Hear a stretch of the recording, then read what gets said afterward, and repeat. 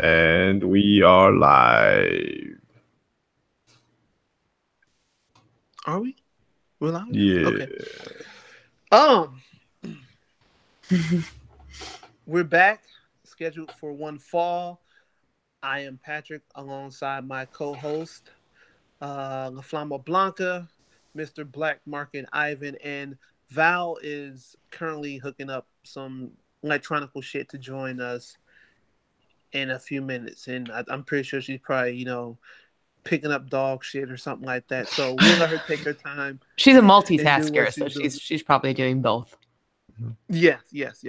So, yeah, how are you two doing? Seeing that it's just us three on here right now. Three is a powerful number, as we've established many times before. So, we're the Bermuda Triangle here. Mm-hmm.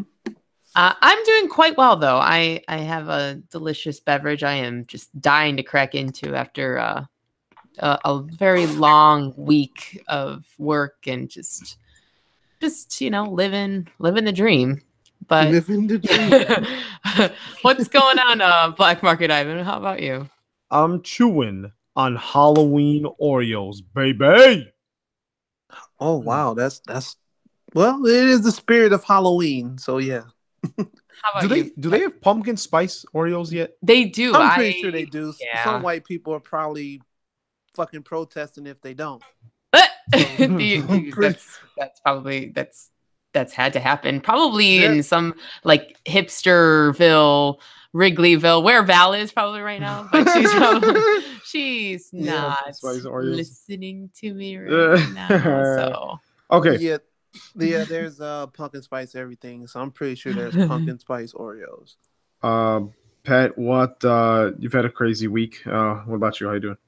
I'm good, man. Just relaxing right now. Been going hard in the gym, trying to catch up to Kiyomura from New Japan. Mm-hmm. Trying to get buff and jacked like him. And that's it, man. Just chilling, just doing a lot of gaming.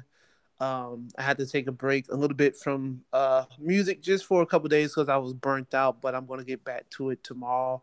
And that's it. Eating healthy. I can't believe it. I haven't had any devil's lettuce. I'm going crazy. And wow. I mourn for your loss. I'm gonna have to start a Patreon, keep Pat high, or something like that. That should be a group donation, like donate to Schedule for One Fall and our vices. Yes. I totally agree. That's how we provide the entertainment, everybody. Yeah, because me sober is pretty much ass. I hate it. I hate drunk and high. So. I hate it already, man. Oh well, I'm gonna just ease right into a liquor fact because why not, right? Why not? Why not?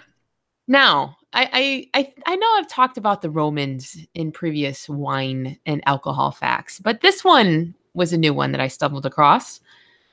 Did you know that in Roman times, if a husband found his wife drinking wine, he was at liberty to kill her because during this time period, it was forbidden for women to drink wine.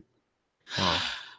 So I would have been dead at age 10, I think. Like that's where my alcoholism started. So what did the Cosbys and Weinsteins of the Greek era, of the Roman era do? Did they roofie grapes? Holy cannoli. Well, with that said, I have a delicious wine red blend this week in honor of the greatest of all time, Mr. Chris Jericho, and his phenomenal makeup and cameo at New Japan this past Sunday.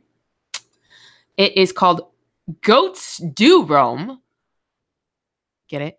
Because he's the greatest of all time. Yeah. GOAT. Yeah. Okay, right. This is a crack, y'all. So listen.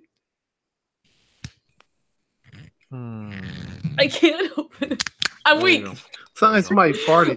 Crack. It was like a crack in my fingers versus the actual bottle. Who that? Okay, ready? Who that? Pour into the microphone. Oh, wow. Wine just flew and hit my leg. I'm sorry. It's definitely on the microphone. Here. Wow. Why is this so messy? Blue Yeti mic, guys. What the hell? There's a lot. Oh my God. Why'd you move? Holy shit. All right. Oh my. We have red wine everywhere. Okay, so I'm gonna have you pour. Pat, have you ever been to a restaurant and they ask you why did you move when they spill something? I don't think so. I don't think that's ever happened in the history of humans. Hey, wait! Everybody, this is what happens when I don't drink before the podcast. I don't think it's on the card. Pat, how many times in the old podcast days did we spill hookah charcoals, like make holes in the carpet with hookah charcoals? I mean, this reminds me of those days. Man, to be honest, I don't even remember because we were always drunk. We drunk the shittiest of shit back then. Hey, Google, turn all the lights to white. So, guys, we're just correcting a red wine spill. Okay. Wow, somehow nothing got on the carpet. How's that possible? While that's going on, I would tell the people what I'm drinking. Shit. Wait, Danielle doesn't have her headphones on, so she doesn't hear that you're talking right now. Oh, okay. All right, Danielle, hold on. Pat's talking. Okay, go ahead, Pat. Okay. I guess I'll, once again, I've been kind of in the gym, so I can't really go too hard. So, what I'm doing, I do still have the vodka on deck, but I'm drinking something called Hawaiian Sun Pineapple and Orange. It's kind of like concentrated, kind of like soda, but not. I don't know if it's like a white person. I guess it's like a LaCroix kind of deal. So I'm doing a mixture of that, to try to keep it a little bit classy, and I'm trying not to be really bad with the alcohol and stuff like that.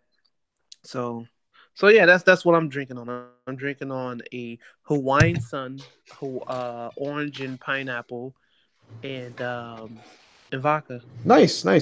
And I got a bottle of water right here as well. Yeah, it's amazing how much healthier you are when you eliminate liquor. Beer. Mainly beer. Is the big offender, but yeah, the occasional wine now is all right. But sorry everybody, I just had to clean up my kerfuffle here. But I am back, and I wasted so much alcohol, and I'm gonna just swallow my. You're just gonna eat the neckbeard alert. I'm gonna just drink it down because I'm just depressed at how much poured out of my bottle right now. I'm sorry about that. I just got a neckbeard alert from Val. I think she wants to get added into the. I guess we got to tag her in. Here comes invite number 4, Val. Let's see if this one works. Val, should I say her email out loud? No, I think people have it anyway. Invite number 4. Let's see if this one works. Let's see. Man, this wine bottle's empty. I know. I'm pissed. I just want to fill it up. Fill it up. Fuck it. That's where I'm at. All right. Well, swallow it all. This is going to be a great show. I'm gonna get through four little moments in NXT, and I'm gonna be trashed. So that's fine. All right, so I'm gonna get through four little. I hear myself. Sorry, I turn it off. All right, Val. Welcome. We're gonna do this live on the I know air. Nick so upset. Whoever's in the chat.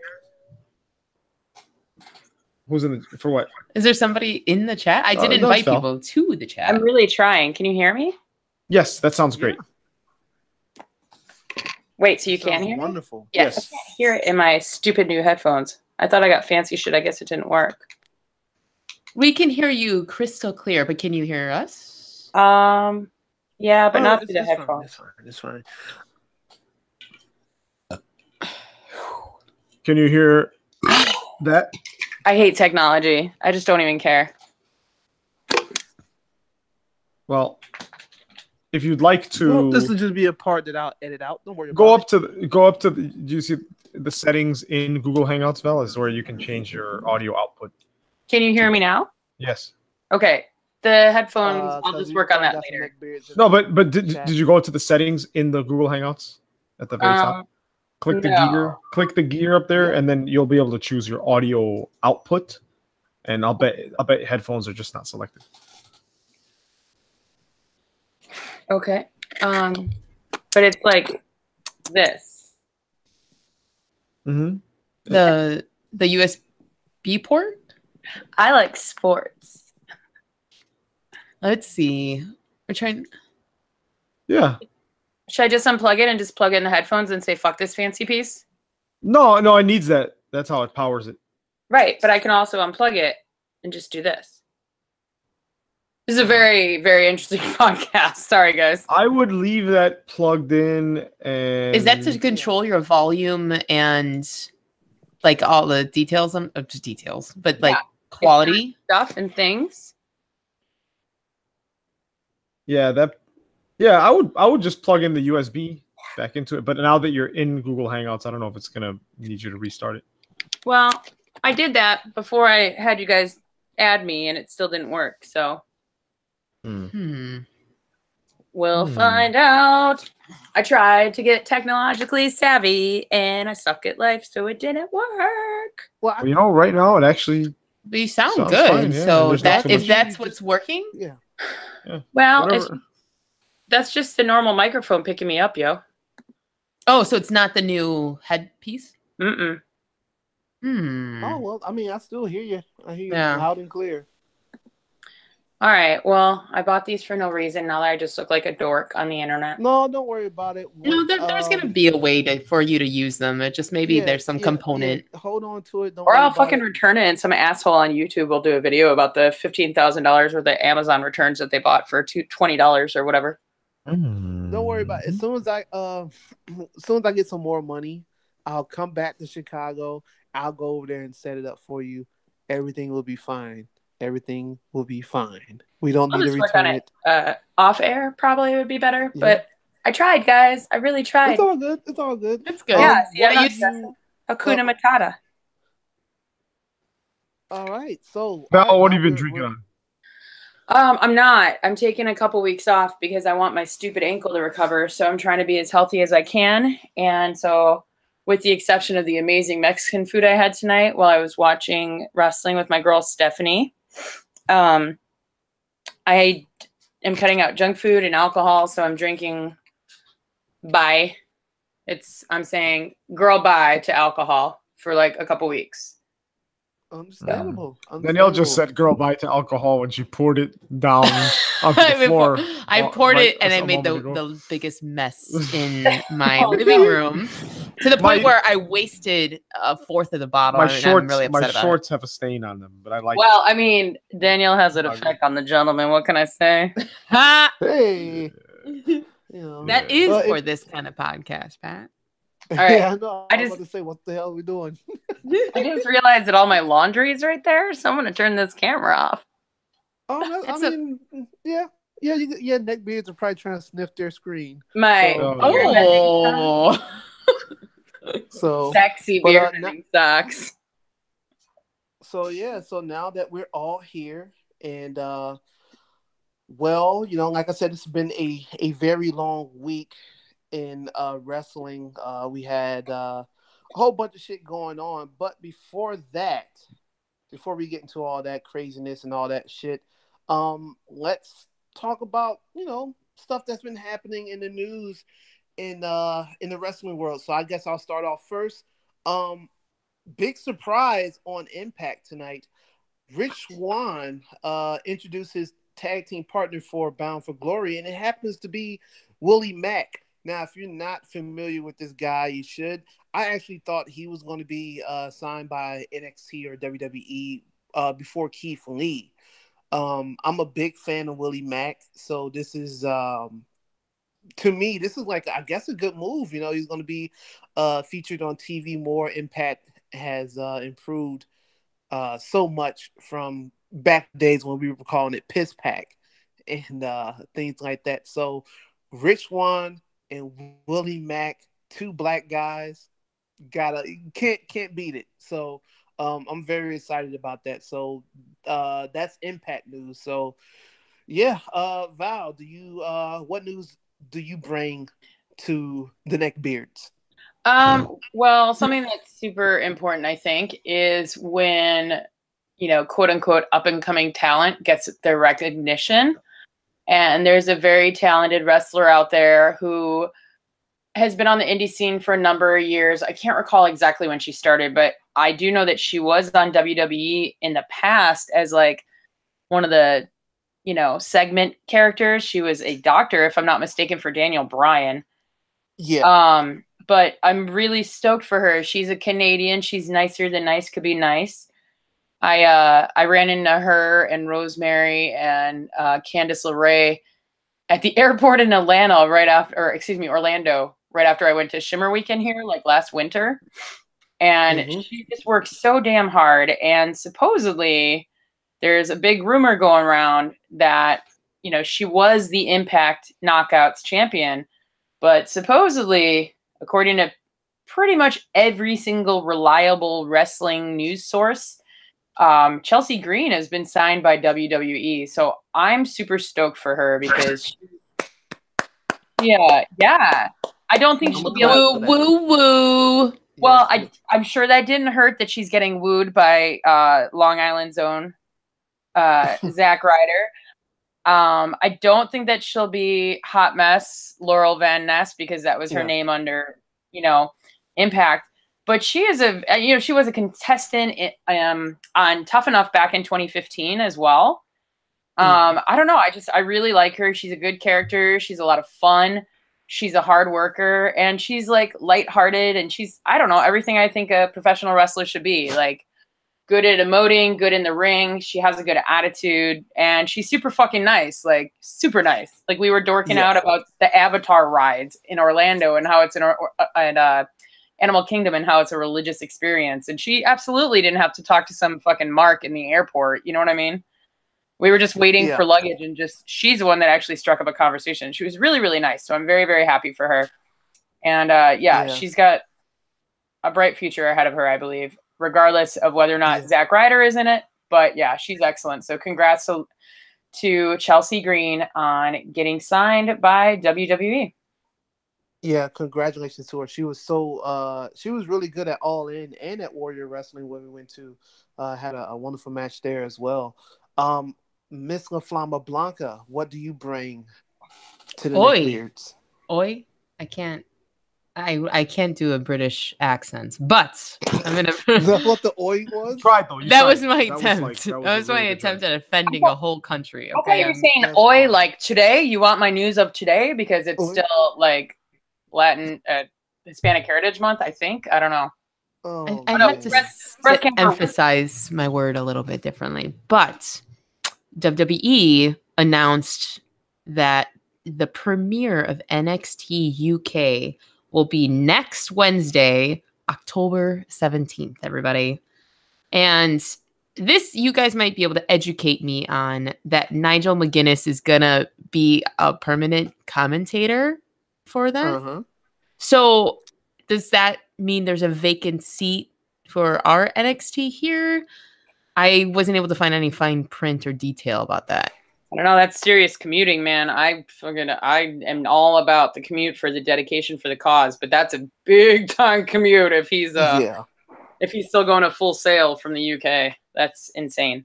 I guess there'll probably be more information that'll come out about that. I think if that guy with the long hair that shows up with his mom every week can make it all around the country, what is his name? Simon? I don't know. So do you think him and his mom will rotate commentary? Yeah.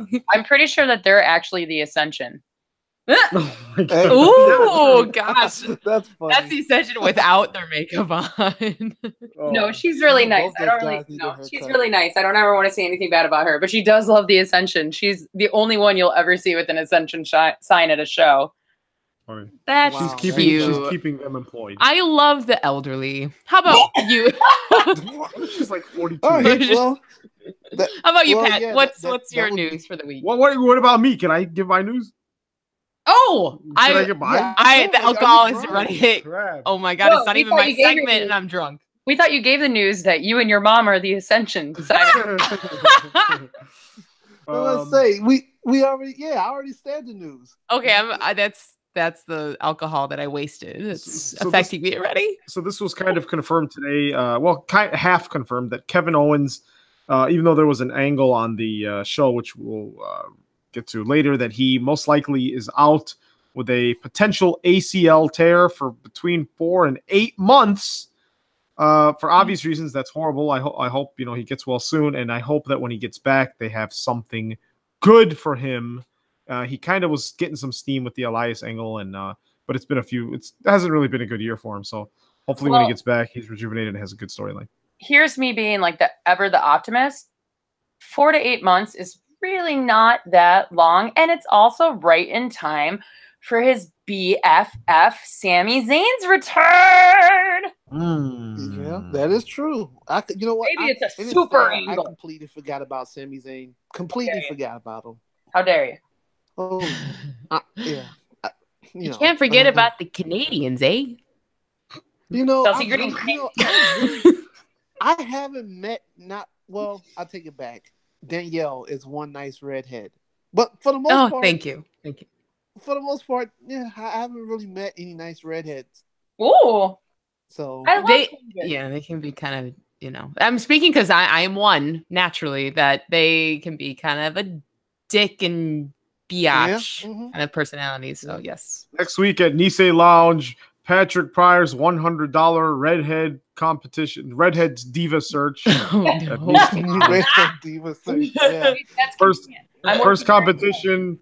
What redhead could drink 2 shots of pumpkin spice Malort? Oh God! Pumpkin spice Malort will not exist ever. So says the internet. Yes. All right. Yeah. Only cran apple Malort. Only or fruit punch Malort. We'll get that figured out. But so yeah, thanks for the news, and I'm pretty sure all the neckbeards are jumping for joy. Or they probably, because they're neckbeards, probably have some fucking stupid alert to their phones already, so they knew this shit already. But that's okay. So we will go right into NXT. Before we get into it, I haven't watched it, so I heard it was wild. I missed a wild match. So Miss La Flama Blanca or La Blanca, what I used to call you? You're right. You're right. La Flama Blanca, the white flame. All the time. Well, you guys, I have to unfortunately tell you that I did not have the opportunity to watch this week's NXT. So I figured it out. Sorry. I am very much. I did some research. I looked at some clips, but I'm going to be as much as in the dark when it comes to the impact of the final match as you are, Patrick. Okay.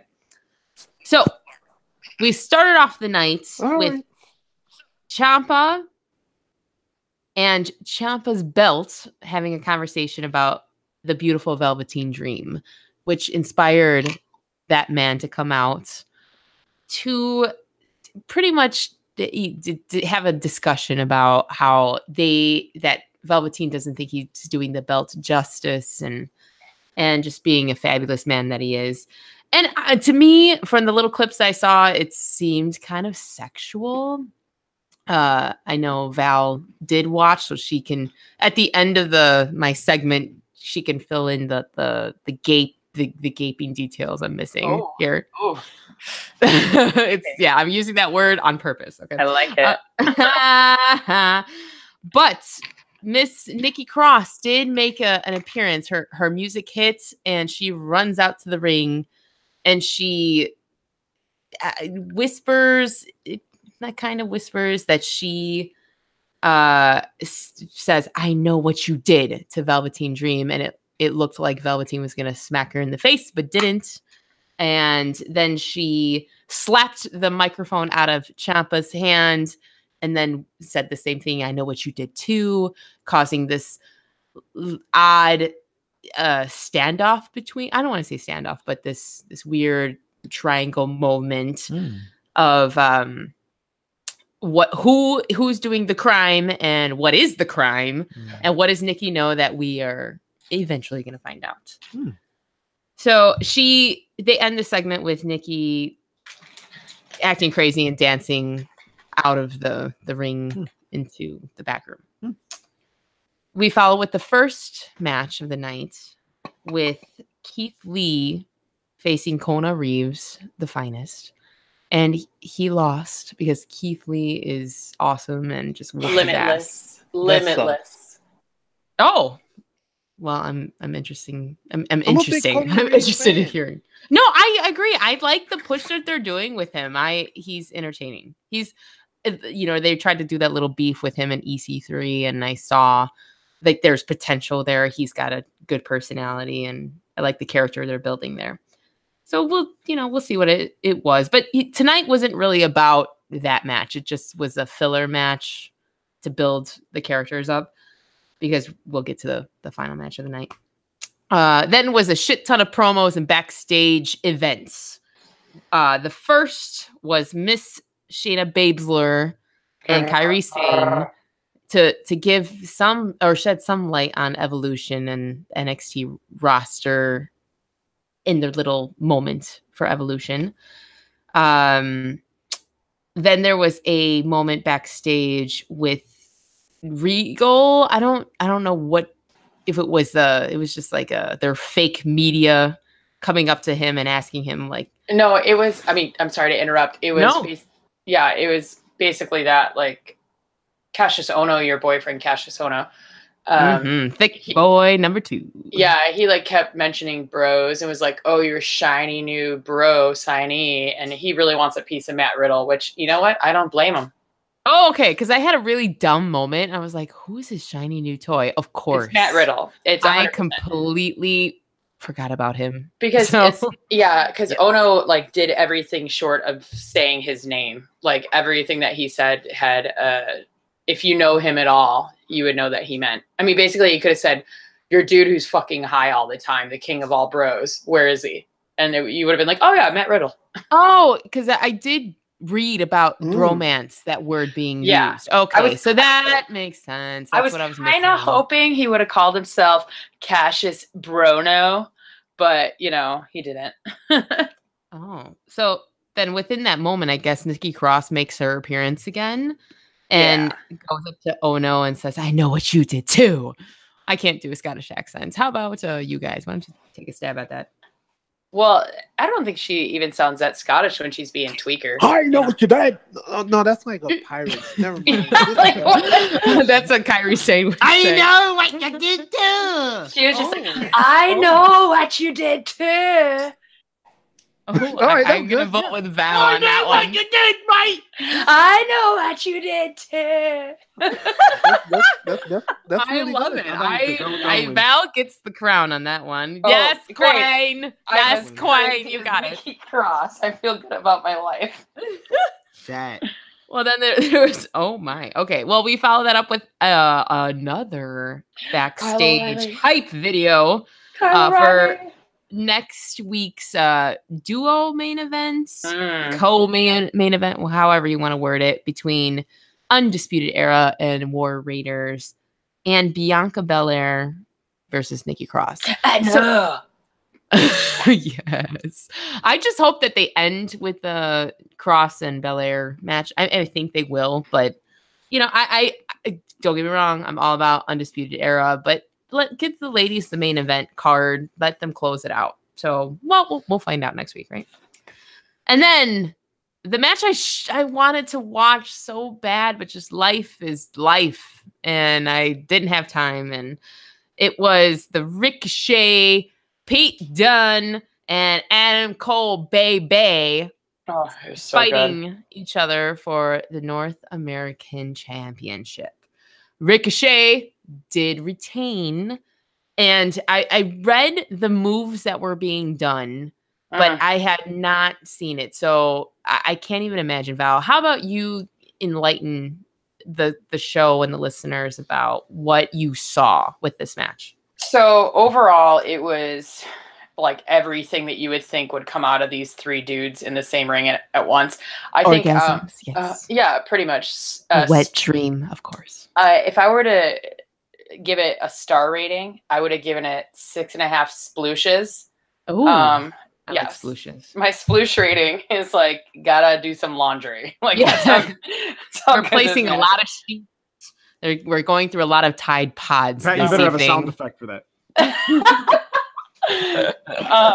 But yeah, it was just I think the biggest downfall for Adam Cole Bebe is his ego. He was too into doing the Adam Cole Bebe and focusing on him being him, which is great for his character and his persona and all that. But that was pretty much his downfall. But I don't know. It was just so intense. Like just the three of them all in the same ring together was sick. And I definitely am going to go back and watch it because I want to take a moment to live it. Because we all know, we talk about this every week, how they over execute their matches. And this is one I'm bummed that I didn't watch before recording. But, life happens. So, Val, thank you so much for giving some insight on this. Oh, yeah. But I mean, I really thought Pete Dunne was going to win it. And they kept trying to get over the fact that he'd be the first ever 2-title NXT single. Because, Undisputed Era, Freebird rules, that's a tag team. So technically, Adam Cole is a 2-time belt holder because he was the North American champ. But yeah, so they were trying to push over that Pete Dunne would have been the 2-time champ. I really thought he was going to get it. But at the very last second, it was sick. He tried, he did the bitter end, his finisher. Mm-hmm. Basically, he took Cole out with a super fucking strong bruiserweight style clothesline. And then he also put, rocked him with the bitter end. But then Ricochet, fucking comes in out of nowhere, essentially to break up the pin that Dunne was going to make. Sorry, my dog's coughing right now. Yeah, we're wondering what those sounds are. It was, I didn't know what that was. Yeah, that's my dog. Baby. Sorry, she's just puked on the floor, so that's cool. This is my nice job, Pat. Okay. I like how you said that all casual. Oh, just dog just puking on the floor. That's all. That's how. Hey, all of us are fur parents, so we understand. It's gonna be real casual because I just turned around and she puked on my pillow and all over the sheets. Oh no! Thank you, wow. Yippee! Yeah. Talk about Tide Pods. Oh my god! And I seriously just did my whole. I just washed all my sheets and everything. Motherfucker. That's worse. Well, do you have to pay for your laundry? No, because where I'm house/dog sitting. There's an got a nice. Fine. Yeah. Oh, I miss. Not only does Yippee not feel good, and that's never a good thing, but having to clean up after dog puke. Wait, that's a fun way to spend your night. Mm-hmm. Anyway, so instead of discussing Pete Dunne and his killer bitter end, I'm talking about dog vomit. So how about you guys? Oh, yeah. Well, again, thank you, Val, for giving the intel of last night's episode for us. Yeah, the Kyrie Shayna Baszler video package was pretty good. Kyrie was just cute on the street interview, I'm so cute. Look at my pink lipstick and my blue jacket. I'm so cute. And then Shayna Baszler was just here's all this footage of me destroying people and things and air punching, and so it was pretty good. It was pretty good, I thought. Yeah, shut up, bitch. And Exactly. You know what? Dana can take control, okay? I have nothing against her just, taking the reins on that. I would absolutely never complain about her taking control. Yep. Also, neck beard. In the same breath about me talking about dog vomit. There we go. That's sexy. But the Keith Lee Kona Reeves match was pretty good as well. So the whole show was really, really good. What the hell? There's so many sounds and just weird things going on right now. Well, thank you for closing out NXT. I appreciate it for giving us that live coverage.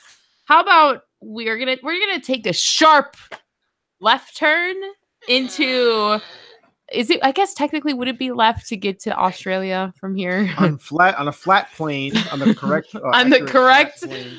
correct statement of flat Earth. You need to go down and to the right if you're looking down at the disc. Black Market Ivan, how about you inform the world about Superstar Showdown? All right, mate. So we had Superstar Showdown about last week or outside. Is that for real? Saturday.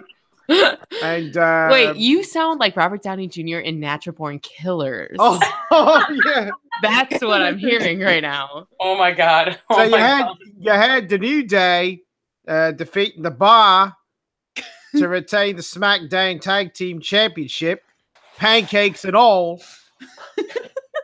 Then we had Charlotte Flair defeating Becky Lynch. Woo!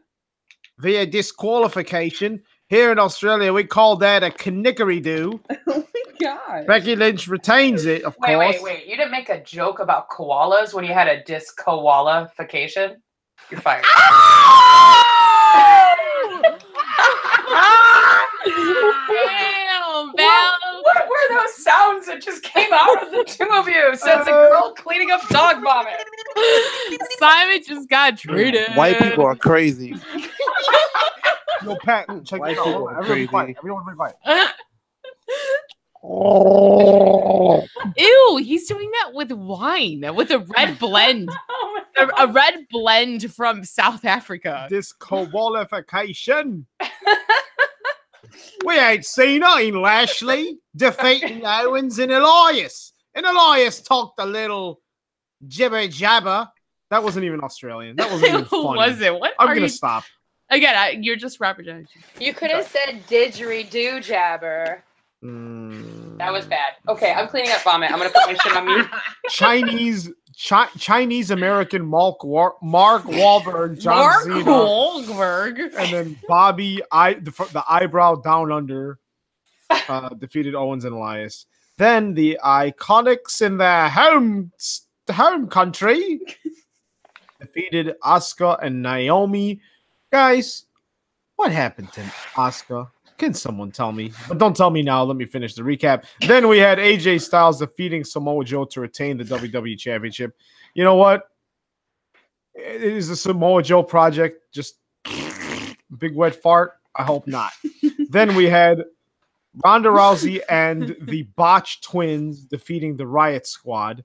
Oh, that's good. The Botch Twins. Then we had Buddy Murphy defeating Cedric Cosby Alexander to win the WWE Cruiserweight Championship. Surprise! So bad. Surprise! And I actually didn't watch this match, and I want to watch it to see. You know what? To me, I love watching events like this just to hear the crowd reaction, and I'm sure it was deafening, but I'll ask you guys in a moment. Then we had the Shield defeating the quote-unquote Dogs of War. Even the might, girth, and veniness of Drew McIntyre's Claymore could not get the win. Then it's so unfortunate when you can't finish. Oh, he could definitely get the win. Oh, I know he could win if he just tried harder. Okay, Mr. Black Market Ivan, just keep going. Daniel Bryan defeated The Miz She's snorting, you guys. to win a WWE Championship match opportunity. And then the main event sponsored by Bengay. Hey, I use Bengay all the time. And Metamucil. I do use Bengay also. And Centrum Silver. Okay. Triple H These are all things I intake, and I'm in my 30s. What is all that noise? What is all that noise? It sounds like someone is literally crumbling aluminum foil. Triple H defeated The Undertaker. And yes, I'm nowhere near their physique, but damn, what a flabby match. What did you guys... Oh my God. Who watched the show? Who has input? I stayed up to watch it. I'm cleaning up dog vomit. All right. While you clean up... So I'm going to mute my shit. I already put in the input of koalas.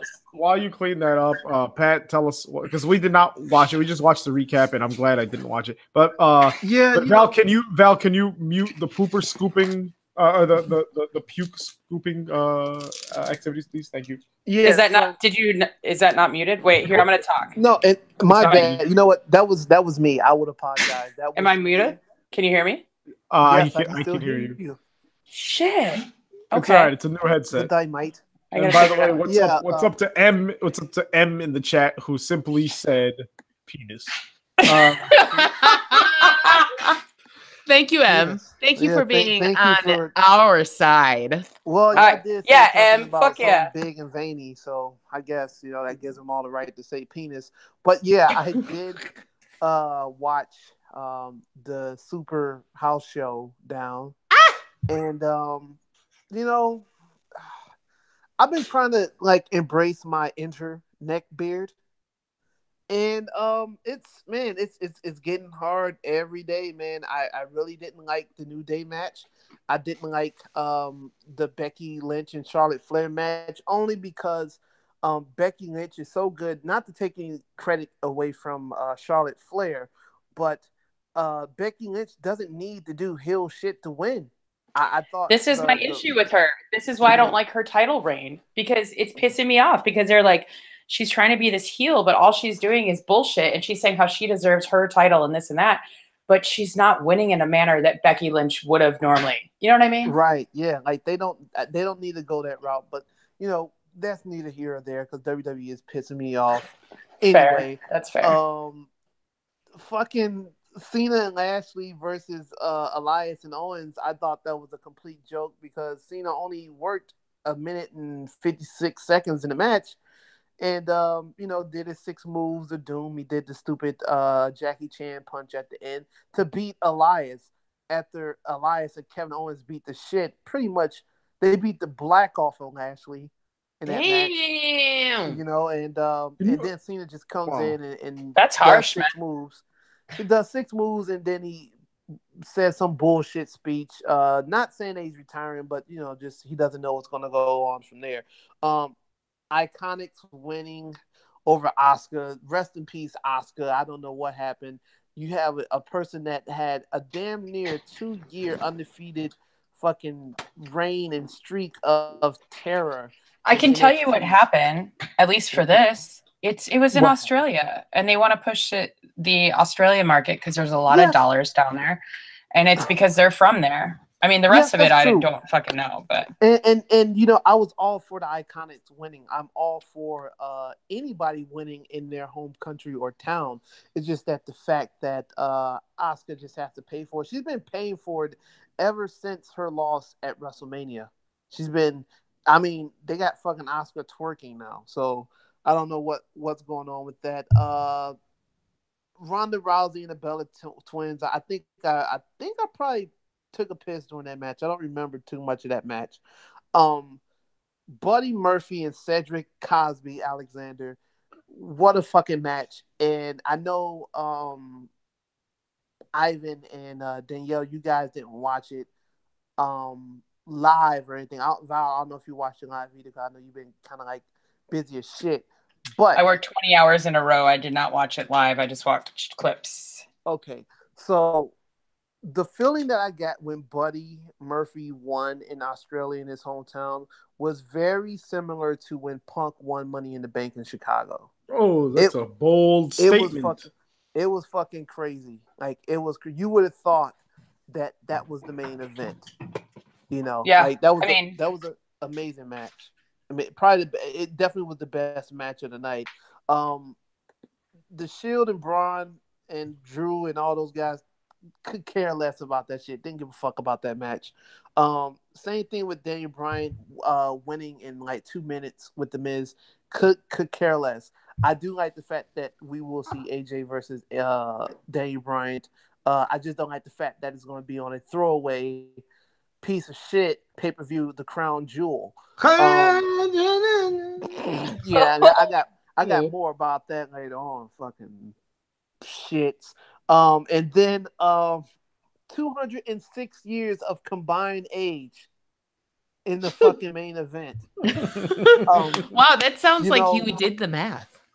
Yes, 206 combined age for a match. And you know what? I will say this though. I was very surprised at how long this match went. Even though I know it was a lot of bullshit and a lot of antics outside the match, outside the ring and shit like that. But I I was surprised because Undertaker looked like he was gassed on I think it was the Raw before the showdown. He chokeslammed fucking Triple H and he looked like he was out of breath. And they went, damn near, I think it was like 30 minutes or something like that.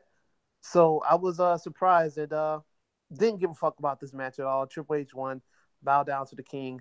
And it sets up for this bullshit at this bullshit pay-per-view that I could give two fucks about. And that's my thought of fucking Super Sword. I don't give a fuck about that show. Val, any last thoughts on this? Well, I wish my dog didn't puke. I'm really sorry, guys, but that's the joys of parenthood, right? And that is the dryer. What is that? That's a fancy dryer. That's a dryer? Yeah, I'm from outer space now. That is a fancy ass dryer. I've never had a dryer that played music. It sings to me, guys. I gotta step my game up. I need to get a dryer that plays Roman Reigns theme. Well, there is a lot of dogs puke from a little dog, so. No, I just thought I'm really glad I didn't waste my time watching it live like I was planning on doing while I was working 20 hours in a row. But there wasn't anything crazy outstanding. I was fine with the Iconics winning as well. I think it makes sense.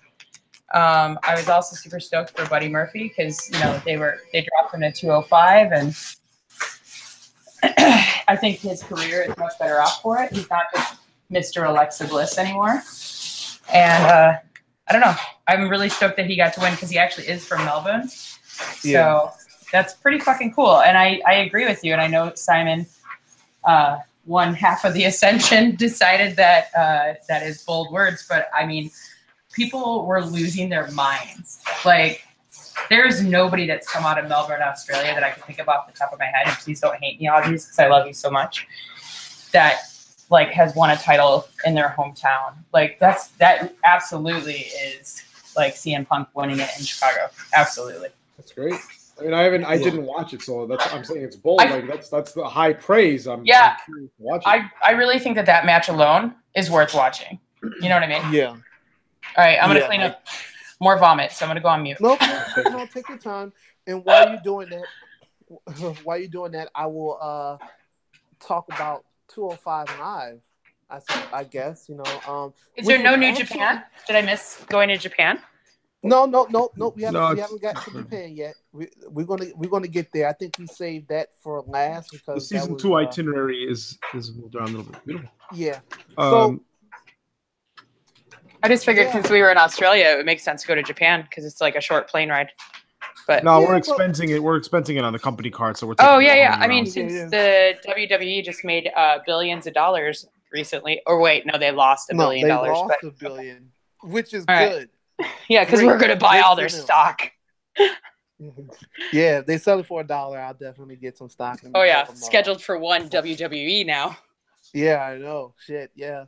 So 205 Live, I actually watched this. I don't know why. No, it was good. I do know why. It came on a different day, and I just happened to be watching the network, and it was 205 Live. So, what happened was we had Leo Rush coming out, and I hate the way that Leo Rush talks. Oh my god, yes. I just hate it. But he's such a great heel, and I'm glad that he's kind of playing off still of like the heel because it doesn't make some things in WWE don't make sense. It's kind of like the Drake Maverick thing. He's a heel on Raw with AOP, but then he's a face as a general manager on 205 Live or 205 Recorded or whatever the fuck name they're going by right now.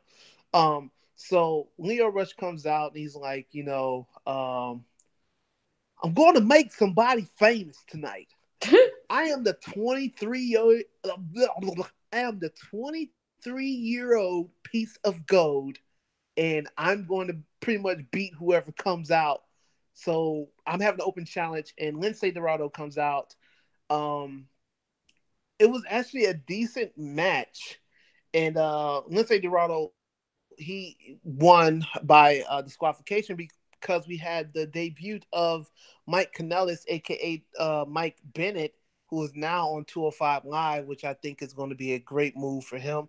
Kind of like a rebirth, because I mean he's been with the company for 2 years now, and I know he had some problems with addiction, and he's been clean for some time, and now he has a baby and stuff. So he's turned his life around, and hopefully 205 Live will do wonders for him, like it's done for people like Buddy Murphy and Hideo Itami and stuff like that. So that'll be pretty dope. Speaking of Buddy Murphy, he shot a promo. Pretty much, he's still in Australia celebrating, and he basically said, the champ will do whatever the champ wants to, and he'll show up when he feels like it. So no Buddy Murphy on 205 Live this week. Main event was Tony Nese defeating Cedric Alexander after a 450 splash. Very good match. Before the match, Mustafa Ali came to talk to Cedric and ask him if he was okay and stuff like that. And you can kind of see the frustration from Cedric. I don't know if he's going to turn heel. I'm pretty sure he probably is. And that kind of what cost him the match. He was pretty much frustrated, yelling at the ref and shit like that. And then Tony Nese, basically, I think this is probably the biggest win of his 205 Live career. So, Tony Nese beat Cedric Alexander, and he goes on into a losing streak. I guess they're playing off of that Cedric, he's losing these matches and shit like that. So it'd be interesting to see what goes on with Mike Bennett now, or Mike Kanellis, that he's there, and maybe more people will give 205 Live a chance. So way better than when it excuse me, way better than when Enzo was there. So oh my god, yes, they're pretty stepping it up. So yeah, that was 205 Live for you guys. It sounds like you are tearing your entire house down and rebuilding it. No, I'm trying to. I just wanted to say that two things. It was also the return of Maria Kanellis. She was part of the reason why Mike was a distraction. Pat, you sexist. That's all right. He hates women. He said he doesn't like redheads, and well, that's what she is. So, except for Danielle, he loves Danielle. You know what? That's right. I got a little offended there. Nah, we love Danielle. That's right. The Power of Love did play, and she did come out. I totally missed that. I'm sorry. And then also, there was the mention of Drew Gulak being pissed that there's so much talk about 1,000 episodes of SmackDown Live, yet no mention of 100 episodes of 205 Live. And I thought it was right. Yeah, he did have. Yeah. I just love everything about Drew Gulak, so I want to just give him a little light and a little love. That's all. Yeah, I'll go back to help my dying dog now. Excuse me. Well, while you're helping Yippee, I will go into Monday Night Raw, which Val, you were actually there. Like, you were actually in attendance. I had no fucking clue that WWE was in the state of Illinois because just didn't give a fuck. So we start out. I'm gonna try to go through this as fast as possible. Rapid the show fire. opened. Yeah. Well, not well. Yeah. 60-second recap. Go. Okay. So the show opened with Shawn Michaels and Triple H come out, and they're challenging The Undertaker and Kane to a match at Crown Jewel, which I think is gonna fucking stink to high hell. Reforming the Generation X. Once again, 206 years of fucking white guys in the ring. Whoa! Who's fucking white guys in the ring for 200? Hey, that's. Then I really should have went to Raw this time. Yeah, that's our other podcast, Danielle. Damn it. Yeah, guys in the ring doing it raw. Oh baby, I like it raw. Give me front row seats for that show. So, John Cena he's been announced for the World Cup tournament, and I think he just got in just being John Cena. Didn't have to do matches. Didn't have to do No. He did a qualifier. Oh, really? No, he did it all. That's what's hilarious about it. Yeah, no, he qualified because John Cena. Yeah, sorry, John that was Cena. my dog. Okay, so the first match was Bobby Lashley defeating Kevin Owens. Once again, Leo Rush talked on the microphone through the whole entire match. Lashley, like he was doing that stupid shit, hyping up Lashley, and which is crazy because it seemed like we saw a double turn with Lashley actually turning heel and Kevin Owens being the face, just off of crowd reaction. Owens, he had such huge support, and he lost with a cutter, which is crazy because Lashley used to do the Dominator, and then I know he did the stalling suplex. So I'm wondering if he did that because he can't hold Kevin Owens up in the air for 10 seconds. So Kevin is not a petite athlete. Yeah. So after the match, we cut to Bayley and Finn Balor backstage because they have nothing for Finn Balor at the moment. We see Leo Rush again shows up with Bobby Lashley, doing the typical shit that he does, and says that him and Lashley are too sweet. So I'm assuming that we're going to go into a Finn Balor Bobby Eyebrow program, which I'm actually for, because Finn Balor's been wasting away like old dog shit. They haven't done anything with him. They put him in these mixed match challenges and mixed match tags that really don't mean anything because I don't think he's gonna win the mixed match tag team shit. So we go to the next match, Ronda Rousey and the Bella Twins. They defeated the Riot Squad again.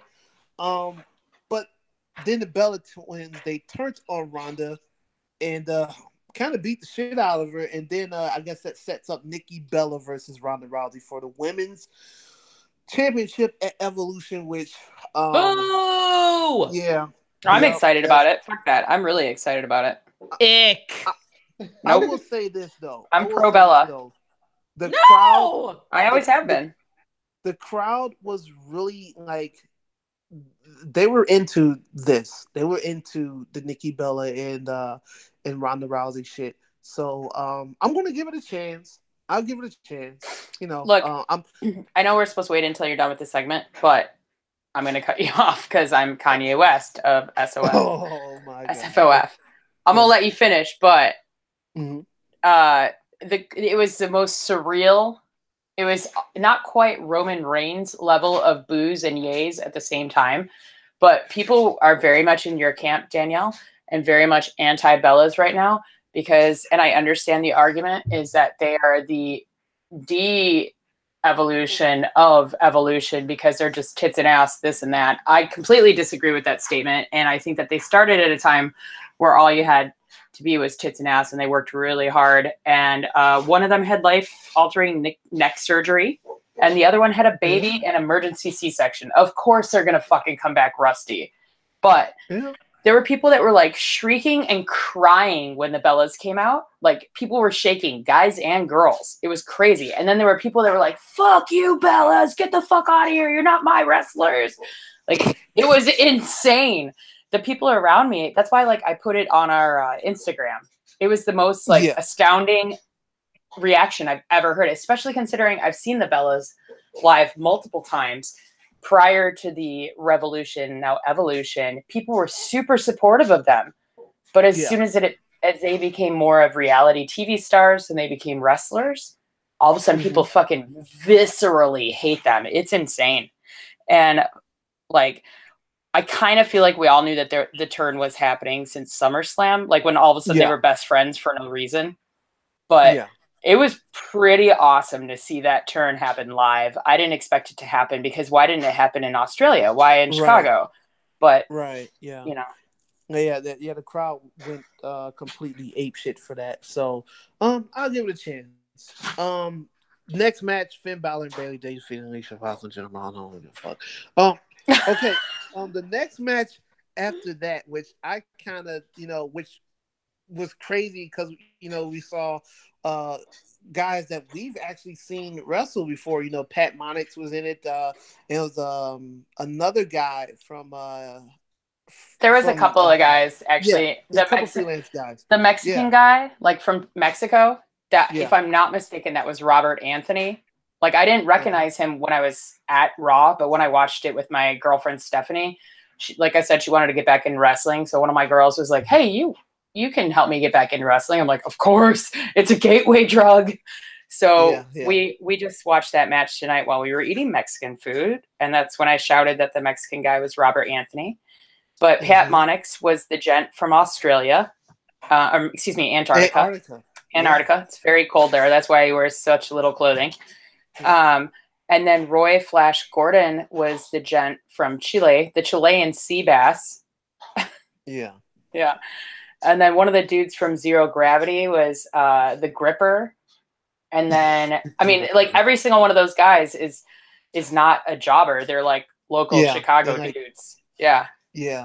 So that was pretty cool to see. But what I took away from this match, outside of fucking 49-year-old Kurt Angle qualifying for the World Cup, which is another white guy, it seemed to me like they was poking fun at All In, because it was pretty much the same shit that happened with Flip Gordon at All In. You know, first guy to get eliminated, he's outside the ring, waits for the whole thing, and then comes in, gets his shit in, takes his mask off. Kurt Angle, same thing as Flip Gordon. So Kurt Angle's in the Battle Royal to fight some more white people. Amber Moon defeated Nia Jax, which I thought was at the end of the match, it was kind of odd because like they hugged and really got no applause, no boos, no nothing. It was just people were just like, huh? Then we had Alexa Bliss and Mickie James come out to talk shit about Trish. Trish she challenged both of them to a tag match there. Lita comes out, and so I had fucking chills. Two single, it seemed like a lot of people went crazy doing that shit. So instead of now 2 single matches, it's going to just be 1 tag team match: Mickie James, Alexa Bliss versus Trish Stratus and Lita. Chad Gable and Bobby Roode defeated the Ascension, which is crazy. After the match, AOP showed up and beat the shit out of everybody. After that, Paul Heyman cut a promo about Brock Lesnar winning at the Crown Jewel. And then we had the lackluster main event: Braun Strowman, Dolph Ziggler, and Drew leading the Shield, with McIntyre pinning Ambrose after the Claymore. And after the match, Ambrose just walked out on Seth Rollins and Roman Reigns. So that pretty much was Raw. And I guess we can just go right into fucking SmackDown. So Val, please just tell us about SmackDown and all that great shit. It was in Indianapolis. They talked about Crown Jewel so much so that I swear I thought it was the next pay-per-view. Oh wait, that's Evolution. It opened with the SmackDown Women's Championship, where if Becky Lynch is disqualified, Lynch will lose the title. And I give this match a solid A. Like, it was a really good match overall. There were so many near falls that I really wasn't sure which way this was going. Like, honestly, Becky decided to kind of be a pouting baby because she wasn't getting her way. And she took her title and started to go back up the ramp, which I was disappointed because I like Becky Lynch because she's a fucking workhorse, not a wuss, you know? And they started trying to counter out. Charlotte then got up to, Becky started arguing with the official and she almost got pinned by Charlotte right then and there, which leads to Lynch rolling out of the ring again. And then Charlotte missed a moonsault opportunity. And then it kind of went right into a Beck-sploder onto the floor. Turns into a 9 count, which turns into Lynch joining into the count out. Like, Becky Lynch went into the ring, but Charlotte was out for 9. And then next thing you know, Becky Lynch got out of the ring as well. So it turned into a double count out. So there was no winner, no DQ, double count out. Next thing you know, they are fighting their way up the ramp. And then fucking my homegirl for life, Charlotte, spears. Like, the best spears. Like, take your notes, everybody. Right through the Titantron, which I feel like was for Tall Dad because he hates moving that heavy piece. And Charlotte and Becky just kind of laid there stuck in between the panels. And Charlotte came out with her arm bleeding in multiple places. They cut away pretty quickly, but they did mention it, so I'm assuming that she's okay. And then in comes the first and only promo that I've seen, or trailer rather, for Evolution, and it's all about what are little girls made of? I'm just like, that's how you're going to advertise the first ever all women's pay-per-view? Whatever. But either way, I'm so stoked. Yeah, I'm going to be there. I'm so fucking excited. Undertaker is on SmackDown's 1000th episode next Tuesday. My friend Stephanie, who we were watching wrestling today, said, "Is that because he's 1,000 years old?" And I was like, yep, pretty much. That's exactly why. There was a Jeff Hardy video package before his World Cup qualifier with Samoa Joe. Match was stopped by a ref because it appeared that Joe was seriously injured, although not a single mention of it, but it just went in the favor of Jeff Hardy. So he will advance to the bullshit World Cup at the Crown Jewel. There's going to be a reunion of Evolution at SmackDown Live 1000 next Tuesday. But again, no mention of Evolution, the actual pay-per-view they're having. Oh, God, look at that overline, is what Stephanie said when they showed Paige. As soon as Paige here appeared on screen, all she could do was say, why does she have so much makeup on? Guys. Hi, guys. So basically saying that Charlotte and Becky will compete for the SmackDown Live title at Evolution in the first ever Last Women Standing match, which I'm excited about. And then she said, those eyebrows, and just left the room. I was very proud of Stephanie's review of the Paige segment. There was a Miz TV segment with AJ Styles and Daniel Bryan, blah, blah, blah. They were like circle jerking each other, basically saying, you're the best. No, you're the best. No, you're the best. Turned into the Miz calling them out on their bullshit. And then essentially Miz decided, I don't know how he decided, but he announced that AJ would be wrestling Shelton Benjamin, who I think is such a babe, and he's so underutilized. They make him so boring. Yeah, I don't know. It was not really that great of a SmackDown, honestly. Oh, yeah, we ended up ordering burritos because I said Shelton Benjamin was a snack and that we should get food. So we got burritos. And it was Aiden Day, of course. But if I'm not mistaken, wasn't it Eddie Guerrero's birthday on Tuesday? Anybody know? That is correct. It is? He was okay. 51. Yeah. He would have been 51. Oh, he would have been 50 wonderful. 50 wonderful. And that's great because Aiden is his son-in-law. Right, exactly. So I thought it was interesting that they did a segment for him on Eddie Guerrero's birthday. One night in Milwaukee, the director's cut, basically Aiden tries to say that Lana was trying to fuck him. That actually is not true because Lana says your account was hacked because his password is I heart Rusev. They play the full video. It shows Aiden putting the moves on Lana. I don't know. Basically, it was stupid. Rey Mysterio returns next week too for the 1000th SmackDown Live episode. He's going to be facing Shinsuke Nakamura for a World Cup qualifier match. Another Susan G. Komen spot. Hashtag unacceptable, by the way. That's the hashtag they want you to use. Unacceptable. That is so inappropriate and so appropriate on so many levels. So in the main event, out comes a Big Show to take on Clandy Orton. The highlight of this match for me likely will be the referee, Charles Robinson. Lil Nate is my favorite ref. That's basically how I felt about the match. It was the first time that Big Show was in a WWE ring in over a year. Last time it was against Braun Strowman, and he ended up having hip surgery. I really couldn't tell you much about the match since I was more interested in the vegan beef jerky that Stephanie was feeding me. And yeah, that was the Hulu version of SmackDown Live. There you go. Well, all right. Yeah, I can care less. Yeah. It's just WWE just sucks right now. I'm sorry, man. Just all the little fucking gimmicks and bullshit that they've been putting together. Like I said, Crown Jewel is going to stink, but I know my dumb ass is going to sit there and watch it. Don't really give a shit about it, It's whatever, I'm just whatever. very annoyed that they're. It's like if you stop being friends with someone, and then one of your good friends is still going to parties with that friend, you're like, why is that person still involved with that person? So it's kind of like WWE still doing business with Saudi Arabia after all that crap that happened. Like I'm taking it personally that they're still doing.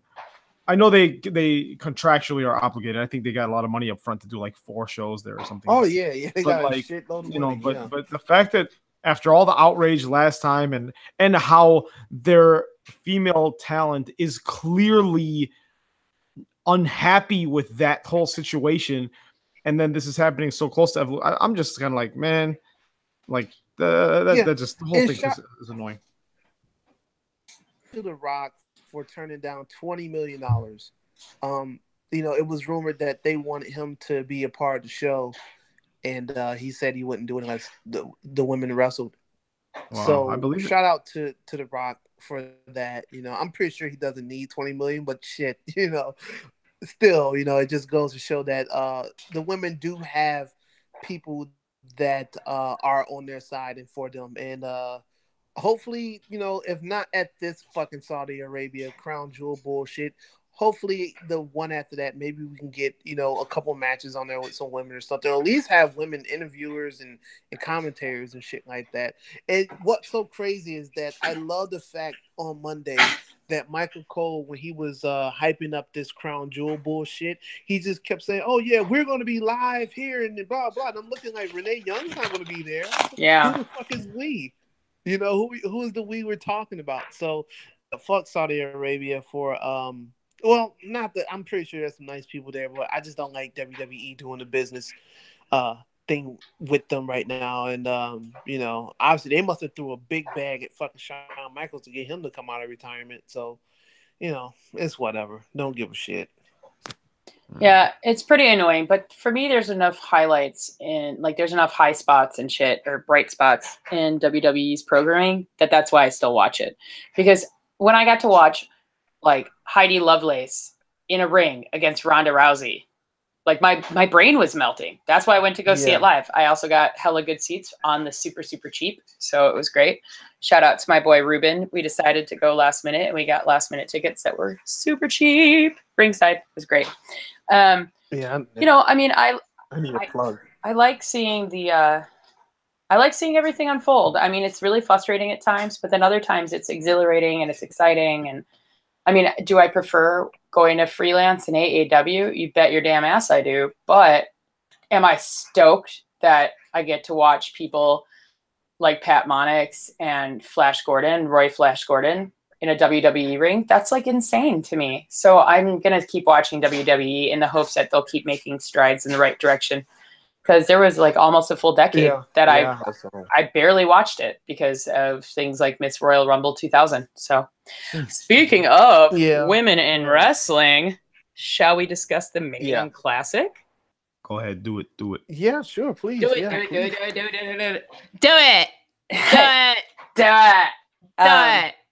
I know what you did. So it's the second part of round 2. And it was Yuxis from Mexico City taking on Io Shirai from Tokyo, Japan. And Michael Cole butchered her name so much. All I could think of was like, Danielle must be having seizures right now from how many times he fucked up Yuxi's name. Like, he called her Zioxys. Like, I was like, what the fuck are you doing, dude? Anyway, hence so I thought he is permanently in the penitentiary. I was like, girl, lock it, throw away the key. The crowd is definitely very much behind Io Shirai. It was a strong match as to be expected by these two competitors. They were phenomenal. I would have better notes, but I was way too focused on how many times the commentators fucked up Zioxi's name. It was super bizarro near botch finisher. I thought, like, it looked like a basket catch. Like, Zioxis was saying, just jump into my arms. It was like all but a cradle catch. Other than that, the whole match was fantastic. But she essentially caught Io Shirai, who ended up pinning her for the win. So Io Shirai is advancing to the next round. Up next, we had the Virtuosa, Deonna Purrazzo, versus Xia Li. Cole called her Oh, Danielle, just more fuel for the fire. Gymnastic gymnast. What? Gymnastic gymnast? Yeah, Stephanie and I had to like rewind it. They're like, what did he just call her? And so he's trying to be like Morrow, and he can't. Oh, Morrow was fucking shit up on NXT, girl. Don't even. I was getting pissed. I was like, I hope Danielle hears this. Anyway. No, Morrow can't do wrong in my eyes. You'll have to watch it again. You'll change your mind. Anytime they mentioned Deanna Purrazzo, he said gymnastic gymnast. She had a nice tie-up role on Lee, who responded with a great series of like a leg drop into an elbow drop. And it was just a really excellent match. Lee only has about 1 year or so under her belt. She was brand new when she was in the Mae Young Classic last year, if I'm not mistaken. But she held her own against the Virtuosa. Excellent reversal by Lee of Purrazzo's Fujiwara armbar. But in the end, Purrazzo did get Zia Lee to tap via said armbar. She had both arms behind her in a submission move, and it was beautiful. So watch this match for sure. And we're going to see Io Shirai versus Deanna Purrazzo in the quarterfinals. So that's fucking sick. I'm sure Vinnie Mac is like freaking out somewhere because Deanna's his favorite wrestler. One of my favorite wrestlers from the Shimmer set is Nicole Matthews. We talked about her last week. She took on Tegan Nox. Oh my God. There was actually the line, bring your sunglasses because the shiniest wizard is quite blinding. What the fuck does that mean? Well, because they always say that Tegan Nox is the girl with the shiniest wizard. Yeah, which the phrase doesn't make sense. Yeah, it's because it's terrible. Loads of mentions of Tegan Nox's ACL repair. In fact, that was most of the commentary was revolving her knee surgery. My girl Stephanie really liked Tegan's ring gear. She was like, I just want you to know. Meanwhile, I was concerned about Nicole Matthews' ring gear because she almost had a wardrobe malfunction. Eventually, hey, neck beard alert. Yeah. They were two evenly matched opponents. Didn't know which way this was going until I just talked trash about Saudi Arabia being sexist, and I'm sitting here talking about wardrobe malfunctions. You know what it is, guys. Some things stay the same. Things never change. You know what I'm saying? Simon, I'm halfway down this bottle of goat thing. You know what I'm saying? Simon, at least I can fucking not slur my words yet. Puppies. Simon, you are the crown jewel of SFOF.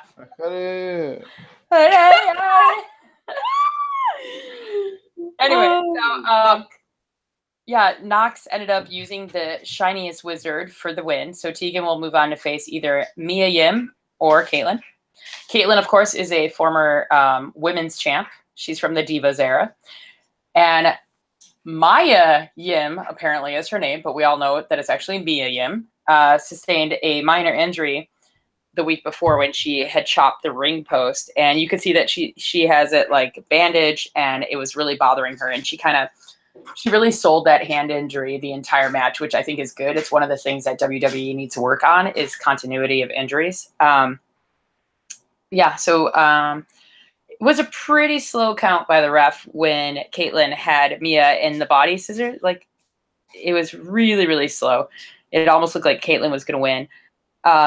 It's pretty cool, though, to see that Caitlyn has gone from essentially her wrestling style was catfighting, because she came from that era, to realizing that she should like take advantage of her opponent's injury and like tweaking Mia's hand so hard. I thought she was going to break her hand. It was pretty good. Mia gave Caitlyn the soul food, which is basically the kick to the face. But it didn't do Caitlyn in. Caitlyn hung in there, but the knee bar is what ended up getting Caitlyn to tap. Congrats to Mia Yim for qualifying for the quarterfinals. But I gotta say, like, big props to Caitlyn for looking strong as fuck. Like, she looked great. I really hope that WWE brings her back in some capacity because honestly, she was awesome, I thought. And to be super lady Mark about it, I really loved her makeup as well. So Danielle, check out her makeup. It looks good. I think you'll approve. She came a long way. A long way. I remember the shit years of women wrestling. Like, I think it was like 06, 07. Yeah, it was terrible. Time she was in. Terrible. Man. It was just like a lot of cat fighting and hair flips. But this time she did great. I mean, she was spearing people. She was body checking people. It was really good.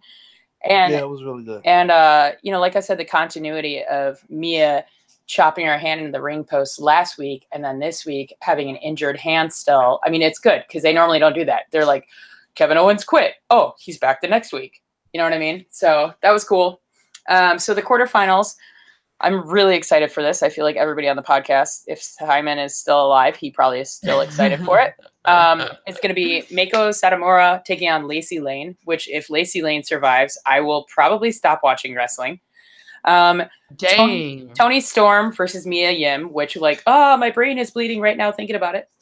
Tegan Knox versus Rhea Ripley. Rhea Ripley is going to break both of Tegan Knox's knees, and I hate to say that out loud because I know she fought really, really hard to get back in this ring, but Rhea Ripley is not the person you want to challenge. Io Shirai versus Deanna Purrazzo. Was it worth missing out on All In, Deanna? Was it? I guess we'll find out. Yeah. So yeah, that's the Mae Young Classic. Ooh.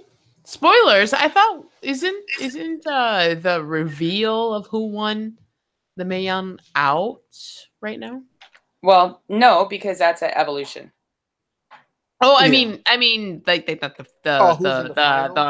final. I've heard different rumors. Yeah. Okay, so it's still kind of under wraps somewhat. I've heard 2 different stories regarding Tegan Knox because she did have an injury, and Tommaso Ciampa apparently carried her out from the ring because he is a gentleman and a scholar, and as well as a scoundrel. So, I've also heard that she's one of the finalists. So who knows? Supposedly she had a career-ending injury, but then supposedly she's in the finals. So who knows?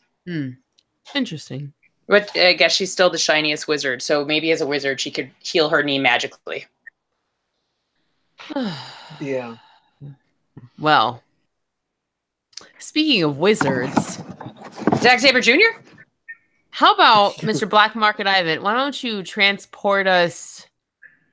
That's really to the future. It's technically you're in the time machine. You're in a DeLorean, and you're going to take us to the past. Technically, I hate this segment. Are you saying you hate this segment, or you hate my transition? No. I think you're being specific on hating my transition, and I'm offended. No. All right, guys. So because we promised people in season 2 we would have 90-minute shows, and 90 minutes would end in 3 minutes.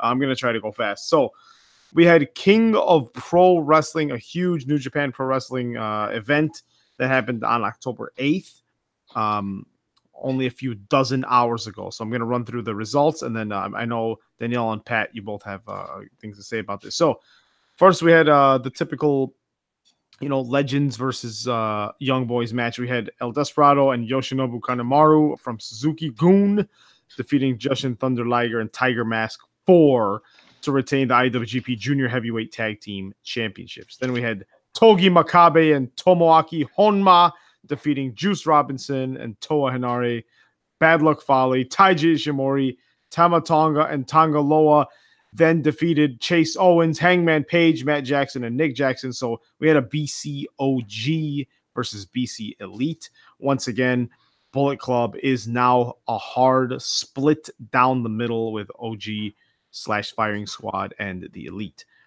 Then we had Hiroki Goto, Tomohiro Ishii, and Will Ospreay representing Chaos, defeating Minoru Suzuki Capone, Tai Chi, and Takashi Iizuka representing Suzuki-gun. Then we have Naito from LIJ coming out, getting on the mic and saying, I'm going to introduce the newest member of Los Ingobernables de Japón. Then on the screen appears the Dragon, and the new guy comes out with a mask and reveals himself to be Shingo Takagi from Dragon Gate. So big name, big face. The crowd had a nice pop, and it became Bushi, Sanada, Shingo Takagi, Tetsuya Naito defeating Kazuchika Okada, Sho, Taru Yano, and Yo representing Chaos. And now the show starts to get buck wild. We had Evil versus Zach Baber Jr. Zach Baber is on his way to the ring when someone dressed as a member of Evil's entourage comes out, starts beating the hell out of him, and it's Chris Jericho wearing the Intercontinental Championship. And pretty much he leaves, and Zack Sabre Jr. is like, hey, he's like, you're taking the piss, mate, to the ref. He's like, we're going to have this match. I don't care if he's incapacitated. So he starts beating the hell out of Evil. Then Naito comes out, and there's just a big old fancy old-time brawl with all the good old boys. Then we had Kushida defeating Marty Scurll to win the IWGP Junior Heavyweight Championship in the tournament finals. Nice match. Almost done, guys. Hiroshi Tanahashi defeated Switchblade Jay White to retain the G1 Climax 28 winner's contract, which is New Japan's version of the briefcase. But afterwards, now keep in mind, Switchblade Jay White is a member of Chaos with Tanahashi. And he's always made his motives very clear. He's like, I don't care about this group. I'm here to get the top prize in the company. So after this match, Jay White snaps, starts beating the hell out of Tanahashi. Okada comes out, makes the save. Geto, which was out there, which is pretty much the Triple H of New Japan. Geto, which is part of Chaos, kind of is like, come on, guys, come on. What's going on? Okada starts beating him down, and Geto is his mentor. Then Jado comes out, tries to play peacemaker, tries to keep the peace. Firing Squad comes out of nowhere. That's the Tongans and Taiji Ishimori. Tama starts beating the hell out of everybody. Everyone starts to beat the hell out of Okada.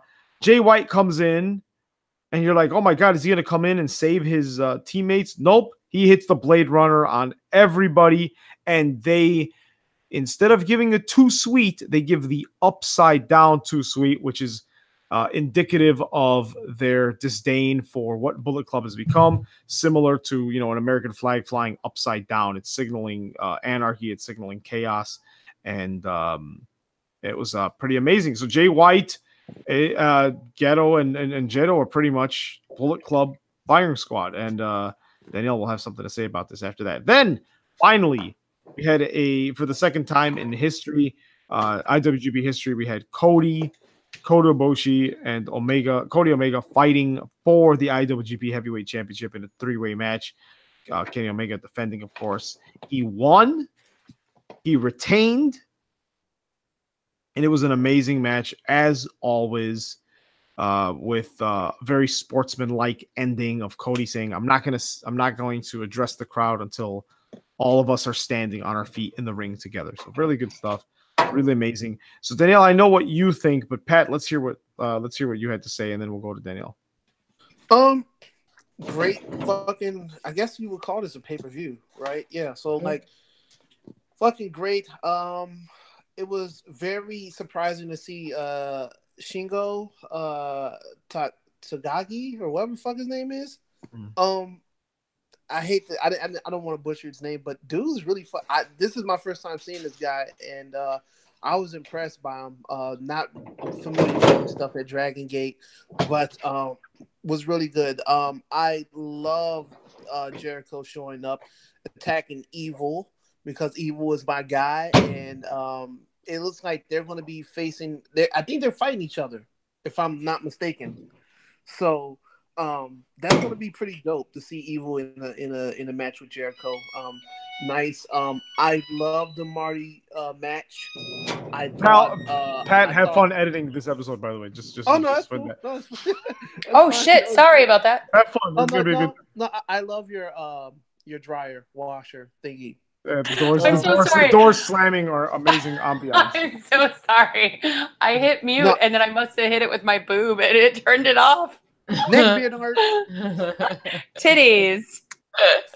So yeah, I thought Marty Scurll was gonna pick up the win for the IWGP Junior Heavyweight Championship, but he didn't. I think that was like my favorite match of the night. I know people was like, "Oh shit, what about Omega and Cody and Ibushi?" Like, that was a great match and all, but I just I just enjoyed Marty's better. And but I will say one more thing. I was upset that Kitamura wasn't the new guy in Boss in the the shit with what's his name? LIJ. I can't pronounce these fucking Hispanic names. Yes, yeah. I wish they would have used him, but you know, I knew it wasn't going to be Pac or Neville. So, and I thought that would have been a perfect opportunity to bring in a Lion or whatever to make the transition, because he hasn't been on New Japan TV or any shows as of late, and he's been very active on Instagram.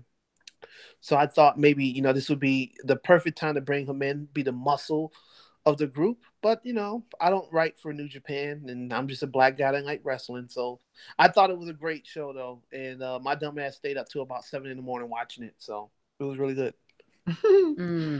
Yeah, my whole thoughts are, you know, I'm not gonna drag this out, but Jay White refusing to join Bullet Club with Kenny Omega's invite, and then with Tama Tonga, my heart and my soul, inviting him, and he agrees, just makes it just the biggest heel group like it should be, and what it was, and what they're gonna make it back the OG style. They're just gonna, it's just heavenly. I'm super excited about that. That I think should have closed the night. Honestly, they should have left it with that type of turncoat, nail biting, what's gonna happen next moment. But you know, the Omega match, you know, they got to do what they got to do to make their dollars, right? And then my last thing is just Chris Jericho and his beautiful face paint, his beautiful makeup. I just want to be in the room while he's applying it, because it's sweated off his face by the time he's performing, and I just love it. I just love everything Chris Jericho does, and his hot mess of a face makes it even better. Yeah, GOAT, greatest of all time, Jericho. No pumpkin spice, my lord. Simon, I see what you're doing. So, guys, we're kind of running over on time here. So we've got, other than Pat's $1,000 Redhead Diva Challenge and Nisei Lounge next week. Val, give us. I know there's a lot actually happening coming up. Why don't you give us the big old upload of all the information? And you shared some of it, I think, yesterday or today regarding freelance and stuff. So hit us with all the stuff. Well, congratulations to AAW. They're taking their shtick on the road to Austin, Texas for the first time. Austin 1012 is what they're billing it as. You can find out more info at AAW Pro, but the card is really, really good. And if I wasn't working Pop Queen Diva show at the Riv, Jesse James, I would be going to Austin. So yeah, check it out if you're in the Austin, Texas area. If not, grab a cheap flight. AAW Pro is their Twitter handle. Definitely follow them. They're fantastic. And of course, don't forget, next Friday at Logan Square Auditorium, October 19th, 8 p.m. doors, 9 p.m. bell time, 21 and over. It came from beneath the ring. Freelance wrestling at Logan Square Auditorium, featuring the return of the Halloween gimmick Battle Royale, which you do not want to miss this. That's all I can say. Like, you do not want to miss this. I'm looking at you, Danielle. I can't see you, but I'm looking at you. Costume's gonna be. I can't. If you dress up as Frank the Clown, so help me. No, I want you guys to come back to freelance. I don't want you to never show up again. He was at Raw on Monday night. No clown makeup needed. Fuck him. Yeah. So it's a gimmick battle royale and a costume contest. Craig Mitchell will be taking on Caleb Conley for the Freelance Wrestling Championship. Ashley Vox is taking on Kylie Ray, Chicago's own. All Ego Ethan Page, my very best frenemy, is facing Man Scout Jake Manning, who I don't believe has ever wrestled in Freelance, but I could be wrong. I've had a lot of concussions. And All Ego's BFF for life, except for not at all, Eric Cannon, is in a four-way dance between Diamond Tiger, Kobe Durst, Eye Candy Elliott, who is one of my faves, and the former Freelance Wrestling champion, Darren Corbin. Ricky Shane Page takes on Alex Olson.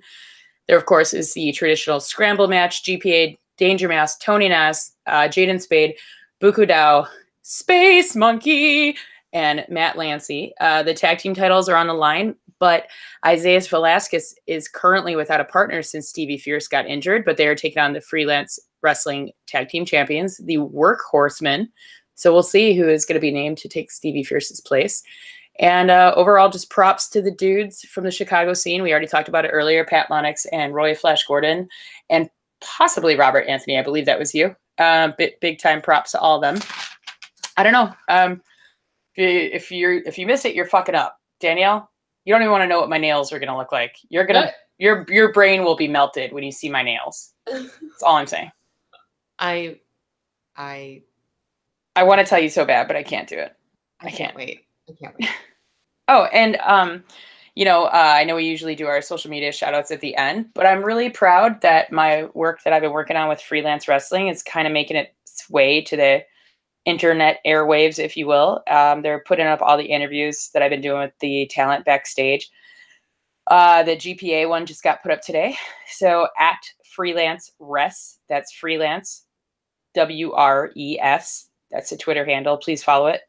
And let me know what you think of the videos. Please let them know if you think I'm doing a good job, a bad job, whatever kind of job. If you think I'm a jobber, they'll get somebody else. No, you're doing a good job. I like your facial. I like your mannerisms. Really good. Yeah, the thing is, I'm an animated fucko anyway, so like I can't control that. I really can't. I'm a spaz. Everybody knows that. Lady Mark for life. Hashtag. No pumpkin spice malort involved, but come see me at Nisei Lounge if you're bored and you want to watch wrestling all day on Saturday. Screw college sports ball. Let's watch wrestling. Understandable. Yeah. Shit. So I guess, yeah. That's it. With no shout outs. I mean, I don't have any. I mean, just the neckbeards. Shout out to everyone that's following, retweeting, liking, all that stuff to our all of our social media. Yeah.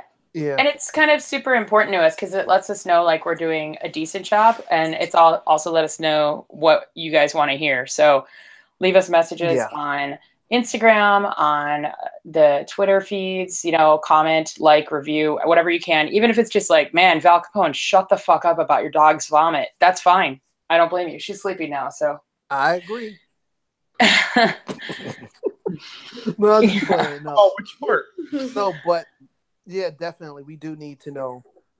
We need to know things like that, so we can make the show better. I had more to talk about the World Cup, but I will wait until next week because hopefully we'll have some people of color in it. Yeah. So, I like that your Chicago Penitentiary mention was the creator of the World Cup trophy. Mine was going to be John Cena's qualifier match. Yeah. Fucking, I can't stand that guy. But yeah, I guess thank you all for coming out. Well, not coming out. Staying in, doing whatever you're doing, I'm coming out, Mom. I have big news. I'm coming out. Yeah, I'm. Well, it was National Coming Out Day recently. Really, it's not the same. It's not during Gay Pride Month. Mm-hmm. No, it's just not. It's not Gay Pride Month. It's just Pride. Wasn't during Pride Month? Pride Month. No. It's October 11th. It's today, you guys. It's today. Really? Yeah. Today is all right, I'm coming out. Day and Rusev Day. And Aiden Day. Yeah, and Aiden Day. But yeah, hopefully this podcast will be up tomorrow. We've been having some technical difficulties I think it's on my end. Other than my dog vomit? Oh, dog vomit. So I know it's been going, I know the people that's listening, I know it's been going up to Google Play and Spotify and SoundCloud, but it hasn't been going to Apple podcast app. So I'm going to look further into it, and if I got to cuss out some fucking Nimrod on the phone to get it fixed, I will get it fixed so you guys can have it at a timely. So happy Call of Duty Black Ops 4 Day. Oh, he left. Patton? Oh, of course he did. Motherfucker. He had to go make his coming out announcement, so it's okay. I understand. So, everyone have a wonderful night. Thank you for the whole crew. Season 2, episode 2. Have a enchanting evening. And Val, we will have one more week to hype up next week's show. So I'm excited and also nervous about my outfit. well, it's got not you're hype. You know, you're hyping it up. It's gotta be. It's gonna be good. It's gonna be good. Just remember that I am almost 40 and I've had multiple surgeries to my abdomen. That's all I'm saying. Please be kind with your comments and remarks and be supportive of positive body imagery. That's all I'm saying. Something that's open on the abdomen. So you're going to be dressed as the Blue Meanie. Yeah, it's the V World Order, the Val Meanie. Oh, my God. Oh. Man, VWO shirts. Okay. Yeah. All right, have fun. I'm sorry you had to clean up so many dog fluids, and hopefully they please stop. for all the vomiting that I've done in my day, we're fine here. All right. I mean, you know, alcohol. We'll say so wish Yippee and the company a good night, and we'll see you next week. Bye, y'all. Okay, bye.